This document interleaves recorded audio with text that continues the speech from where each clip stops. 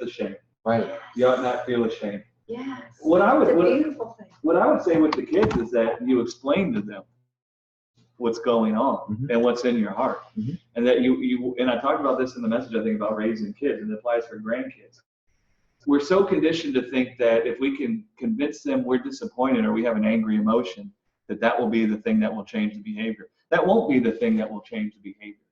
It'll actually cause them to feel ashamed, and then they'll try to hide it, and then it'll eventually keep causing it to happen. So what I would say, the best place is if there can be a foundation where there could be a conversation about why they felt to lie. Yes. Or why they thought they had to. Yeah. Right? Where you just reason them like you would with a friend. Sure. Like without a negative emotion. Yeah. Right? Like without feeling like they've done something to you. So often as parents, we look at bad behavior from our kids and act as if they've done something to us. They haven't done anything to you. They didn't sit in the corner and plan about how they're going to do something to you or rebel against you or disobey you or any of that. There's something else going on in them apart from you that is bringing forth this behavior. And so we don't want to deal with it as if it has something to do with us. We don't want to filter their behavior through ourselves and look at it as they disobeyed me. That's the wrong place to function from. They disobeyed me. You can think that, but being in the place of parent or grandparent, knowing about the gospel, recognize that ain't actually what happened. Right. Okay? Something is moving them. And so from the foundation of you being free from being offended, because if you think they disobeyed me, offense is now present. And listen, if you're offended, they're going to know. They're going to feel the offense. Sure. Right? And then the next thought that comes is shame, disappointment, all those things. Now that kind of eradicates the foundation from just reasoning, right? Because they'll be afraid, right? So the best thing you could do is realize, don't take it personal, okay? Realize your anger isn't that they disobeyed you. Really, you're just wanting them to have a good life. And so even if you could be angry, it's just at the thought that their life could be harmed, okay? So don't take it personally. I mean, it's amazing. We get offended with our little 5-year-old kids. That's right. And listen, I know how it can happen. So if that's you, don't feel ashamed of yourself. But recognize the dynamic at work and how God can set you free, and realize you don't have to be offended by your kids. Realize something in the world is doing this to them, and they're actually suffering. And so from that foundation, you could reason with them, apart from all your negative emotions. If they don't feel your negative emotions, then they're going to be able to engage innocently. Right. And now you can begin talking. That's really the only time you're going to be able to get to the thing that's actually hurting them. Because if your child is doing something like that, it means something's hurting them. And really, we ought to be concerned with what's hurting them? Yes. Okay, well, if we're really concerned with what's hurting them, it's something going on in their heart, and it isn't just external behavior. Right. And so if we chastise them and take offense to their external behavior, we're kind of eliminating the possibility to actually be in a position to help them in what's hurting them, right? And so if you've already gone past the point where you've gotten offended with their behavior, as if you guys realize that, right? Every time anybody does anything, we take it as if they've done it to us. Sure. Look what they've done to me. Look how they talk to me. I mean, we filter everything through ourselves, man. Right. We were never created to do that. We were always created to realize that everybody's behavior is independent of us. That's a shocking statement. Everybody around you, all of their behavior has been independent of you. And when you live like that, you can begin to consider what's going on in them. Right. Then you can reason with them and talk with them apart from offense. Now they feel safe. They're not drawn into self-justification. Right? When a person feels that they've offended you, it's drawing them into a battle of self-justification, where now they're going to want to justify themselves in your eyes. It's going to come more lying, more cheating, more stealing, more fighting. Okay? So if you've already gone past the point and you've gotten offended with your child already before, that doesn't mean all is lost. Okay? What can now start happening is the foundation where you can begin to unwind the false ideas your children have about their misbehavior. Right? You can now begin talking to them and reasoning with them, even if they don't feel safe yet to engage. You can begin explaining to them, you know, mommy or daddy or mama or papa, you know, we only just care about your life and just don't want anything to harm you. So if we've ever seemed angry, we were never angry or disappointed with you. We're just so passionate about your life and nothing hurting you that, man, we'd just be sick if something happened to you, you know? And you begin talking with them from that foundation. And what happens is over a period of time, their hearts will become persuaded that what you're saying is the truth. What's sad, I don't want to say sad, but it actually is true. Yeah. So it isn't, you're not lying to them. Right. And now, I think so many parents, they don't understand why they get upset. And now you understand, parents and grandparents, why you could get upset, right? I mean, I think a lot of us, we do get offended. The dog. I remember when we had the dog, and we first got the dog, and the dog had been potty trained, and the dog had never gone inside the house at all. But Becky, thought the dog was just playing, and the dog was scratching on something. And I was like, the dog's got to go to the bathroom. She's like, no, leave the dog alone, blah, blah, blah, blah. It's just playing, watch, it's cute, it's making a mess, it's a girl. Next thing you know, the dog just starts peeing right there. Okay? The temptation was for us to be offended at the dog. That's right. As if the dog was giving us the bird. That's right. But I'm telling you guys, that's how we feel about people. Right. When we feel that they've done something that's a transgression against us, or what we prescribe for them to do. Right. And if we can find that removed from us, and we don't take it as them giving us the bird, but we realize something else was going on. The dog just had to go to the bathroom. The dog had been trying to tell us forever, and we weren't listening. And so the dog just ended up going to the bathroom. Okay? And so if we could recognize when our children misbehave, that they could be experiencing hurt and harm and lies coming against their heart. And let us be more concerned with that than thinking they disobeyed us. Because if the end goal of them wanting them to obey to begin with is that their life won't be harmed, then let us recognize something is in their heart trying to harm them. And let us be more worried about that than that they've transgressed our orders. And then from that foundation, you begin working with your kids. That doesn't mean you don't discipline them to teach them things, but let them know the foundation where the discipline is born. So they don't become confused and think it's disappointment, and that they don't feel shame, and they don't feel like you're ashamed of them, or that you're disappointed in them, or that you're not happy with them. Don't let it be born from that. She's snoring. Gracie, I love it. Does that make sense? Yes. That's, Yeah. We probably ought to post that, because parents need, Yes. we need to do a class with parents where we can teach them this. Because what hurts the kids the most, and it's actually contrary to what the parents ever want. The kid at a very young age believes, I can't go to them with nothing. And they're disappointed with me, they're ashamed of me, and all the while, the kid's heart's being attacked by the world with lies. And now the only ones who can maybe help them, they can't go to, and not only can they not go to, they think that they're at odds with them. And then the whole parental relationship breaks down. And really all the parents want is to have a relationship with their kids. And we have this philosophy that like parents and kids can be friends, and it just, when I hear it come out of people's mouth, it just breaks my heart. Yeah. Like, no, Yeah. that's supposed to be your best friend. Yeah. Your best friend. There has to be safe. There has to be a feeling of safety. Yeah. Same kind of thing you would find it with God and man. That's In the right. presence of God and man. That's the end goal you want with your kids, right? Yes. Now you might have to discipline their behavior sometimes, but you want to do it from the foundation of that, Yes. right? And not anger or offense. Mm-hmm. We were actually explaining to our daughter last night discipline and consequences versus punishment. If she does something wrong, we're not going to send her to her room and not feed her and not clothe her, and that would be severe. That'd be torture. That'd be abuse. But the consequences that we give is out of love, because we want the right things for her. Right. And that's always what I try to communicate to my kids is, I'm not just trying to be a bitch.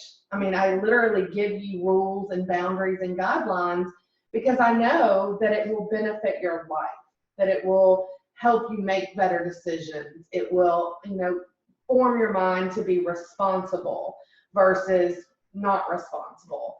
And so I think my kids have a good grasp on that, but I have gotten very offended. Very offended on so many levels. So thank you for sharing. Yeah, and that's a difficult thing to grasp. But man, guys, you don't have to be offended. They're not trying to do something to you. They're trying to get by in this world.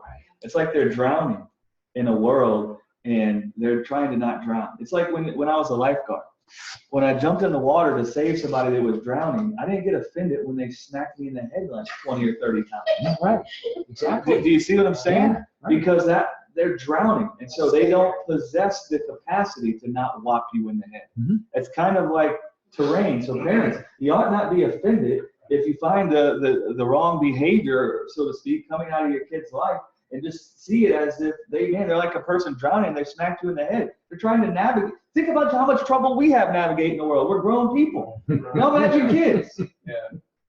Yes. Well, that's one thing that since we've been together with the kids is that I've always been the one to sit down and explain, and this is why, and this is why, and she gets very angry and yells and screams sometimes, and she's gotten tons and tons and tons better. But I think that it's important to show them where they made their mistake, and then why we're correcting the mistake, and those things. And there's times that it's developed into hour, 2 hour conversations with our kids, and then we walk away feeling love and feeling respected, and they feel respected, and they feel safe, and they can come. Because if It's they really hard to do though when they're, mouthing off and going off on you and slamming doors. I mean, that's.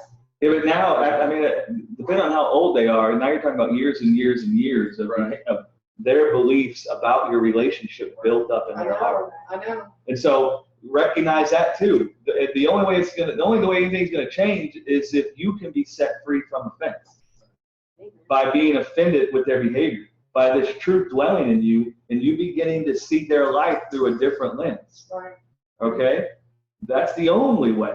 Because listen, I'm just telling you, unless your kid knows the gospel like really good, the moment they think they've offended you, they're going to spring into self-justification, Right. which is going to mean yelling and screaming and cussing at you.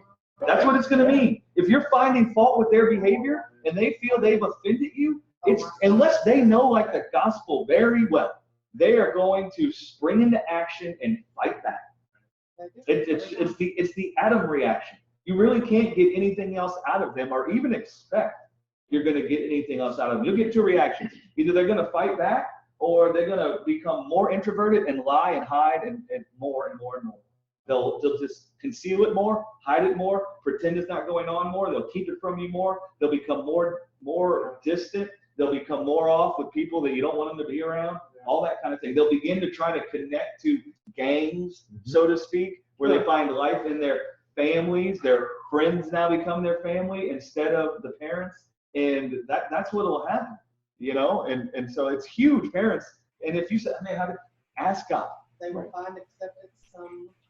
Right. Ask God. Just say, God, I hear what Greg said. Bring forth that truth in me with my kids. Right. See, and that just hits home with me so much what you just said, because I grew up and came up in a home that was broken, very, very broken. And I was in gangs. I was into drugs and selling drugs and fighting and all that stuff. And every waking moment, the only thing I could think about was getting the hell away from my home. Yeah. And being with people who I thought cared about me. Yeah. So it's for me, I've always wanted that sense of family. Like I had two really good, great people in my grandparents. And my mom did the best that she could, and she didn't realize what she was doing. And everything that I felt like I missed, it's super, super, super important for me to try to give to Brittany and Blake, because I don't want them to feel that I feel. Yeah. Amen. What you're speaking, I went through the same things, but I definitely tried to hold an iron fist line in my house to not have what I went through occur in my house. But in the process of doing that, I pushed them out. It's like they couldn't hear. They didn't believe that I would accept their no. And that, when we're talking about boundaries and the like, that was the big thing that all of a sudden I went, man, I really didn't give them any other choice but to lie or hide from me. I really didn't.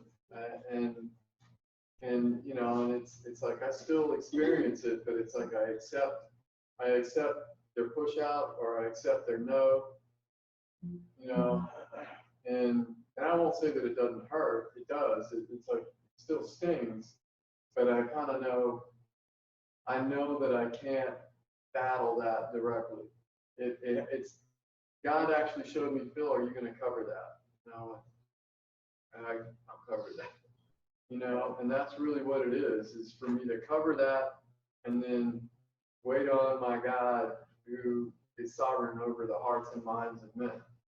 You know, it's just a symptom of self-justification. Yeah. And so when you start seeing it the right way, that's how God can diffuse situations by living in people. That's how love can conquer something that's evil going on. Right? If you can recognize the pushback and the no isn't actually a pushback and a no. It isn't actually a rejection of you. It is a symptom of self-justification and them feeling as if they're not acceptable. And so when you can view it for what it is, instead of feeling rejected, then you stop functioning as if you've been rejected. And then you don't get upset. Then you can just come with love, and the love starts bringing comfort over a period of time. It starts persuading the heart of a thing. Right? Listen, you can't really believe someone cares about you if you think they're always offended with you. The two can't go together. Okay? And you can just look at it in a husband and a wife. If the husband thinks the wife is always offended with them, man, eventually he's not going to believe she actually cares for him. And vice versa. If the wife feels that she's always offending the husband, always getting it wrong, always doing it wrong, not saying the right things, not acting the right way, whatever, she's going to feel that the husband doesn't really care for her. And that's the dynamic that the serpent wants to happen in our kids. Wants our kids to feel that we're offended by them. Because if they can feel long enough that we're offended by them, their heart starts telling them you don't really care for them. And then you are now on the outside. And now they're engaged in this battle of self-justification with you. Right. Where they feel that you have unjustified them. Meaning that you find fault in them. And now they're going to live from the place of trying to prove that they are as they ought to be apart from you. Forget you now. Yeah, I got to say a big amen to everything you said, because I think the number one thing, and this blew my mind when God showed me, is that no one is responsible for my feelings. Not my kids, or my nieces and nephews whom I raised, or my loved ones. So I was raised, though, being responsible. When I did something bad, I made my dad disappointed.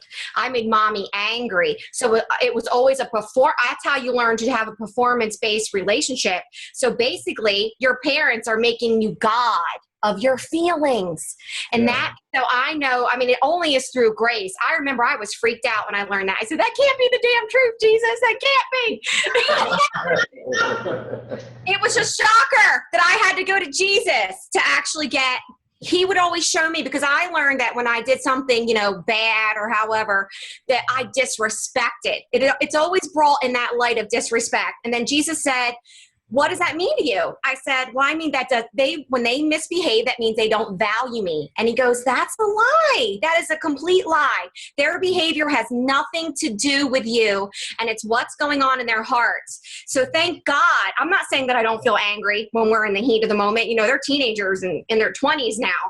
And I go, I need a break. I need a break before I can address this. I need to go talk to Jesus, or I'm going to flip my script, is what I tell them. And they know, and they give me a Jesus break, we call it. And some days it doesn't work, and I still flip a little because I'm caught up in the emotion of it.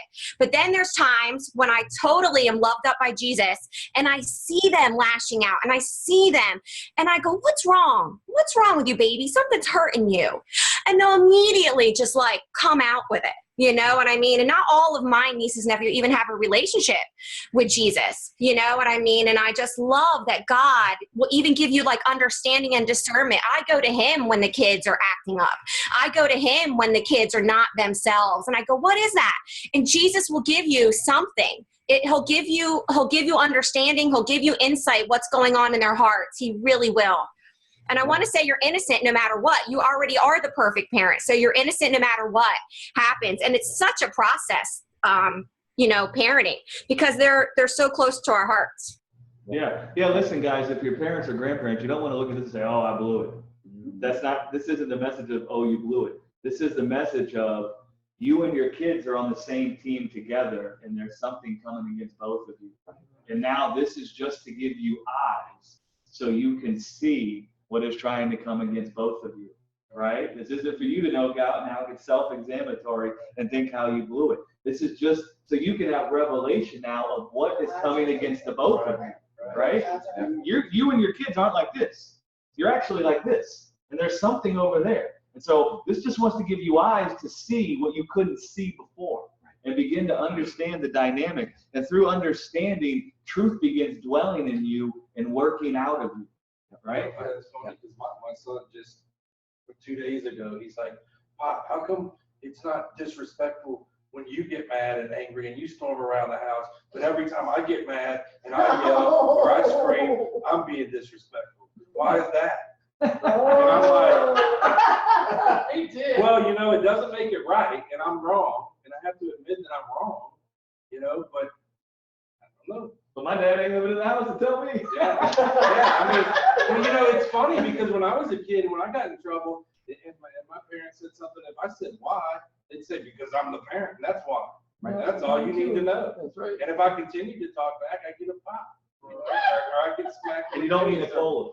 No, that's right. Yeah, right. Because in Colorado, they call sodas pop. Yeah, and you are too. Pop, Hey, yeah. Geraldine wanted to raise her hand. Go ahead. Geraldine, are you still there? Yeah, I'm still here. I just wanted to say, like, when Greg was talking about this, that I was thinking about all the times when I did something and my parents would say, why did you do that? And I would say, I don't know. And it was because I really didn't know. I really couldn't tell you why I did it, but there was something going on in my heart that I was hurting. I was doing things and acting out in ways only because I was hurting and I had no idea what it was, you know, but now I see that how God's, you know, worked in my heart with even my adult children to just talk to them and be a friend. Yeah. Be a friend to them, encourage them, let them know how loved they are. It's freaking tough out there. Yeah, you know, it is. out in that world where you're being bombarded all the time. And just to be a friend to your kids, man, it's the greatest thing ever. Amen. Yeah, it is. Yeah, because if we remember what it was like to be kids, we didn't have time to think about our decisions, our reaction. Should I do that? Maybe. No, we just made a decision, an impulsive decision, and did what we felt like doing. Then later we may have thought, ooh, that probably was a good idea. Yeah. Hope they don't find out, right? And then we didn't want to go tell on ourselves, you know? So now it just makes so much more sense. That was good stuff, man. And it makes me think about like the, like, you know, how people misinterpret like the vengeance of God. It's like how our passion for our kids can just lead us to be like Start way off throwing stuff track. in the kitchen. But like the whole vengeance is like for a great life. We just go killing the wrong thing. Yeah, yeah. You want to consume the thing that's coming against your child's life. That's right. And then the child thinks you want to consume them. Same thing we think with God. That's exactly right. And that's a great example to connect to that. That's what we were busy with God. The same thing our kids are thinking with us. We thought God's offended with us. Right. Yes. How did that work out in your heart when you thought God's offended with you? Right. So, Big leaps. Separated. Exactly. Exactly. We're not running Makes to me wanna that, call God. Yeah, talk you to my know. kids. Yeah. Yeah. I'm sorry, just for what Geraldine said, I know God has spoken to my heart when I would say, Jesus, why? Because my oldest niece she would just lie. She would just lie all the time. And it was so hard for me. And Jesus said, it's got nothing to do with you. She just thinks she has to preserve her life. And this is what she has to do to do it. Yep. Yep. That's it. That's the line. That's it. Right. All right. Well, it's late. We've gone. It's been good stuff. So But Very good. we will wrap it up for this evening. And thank you all for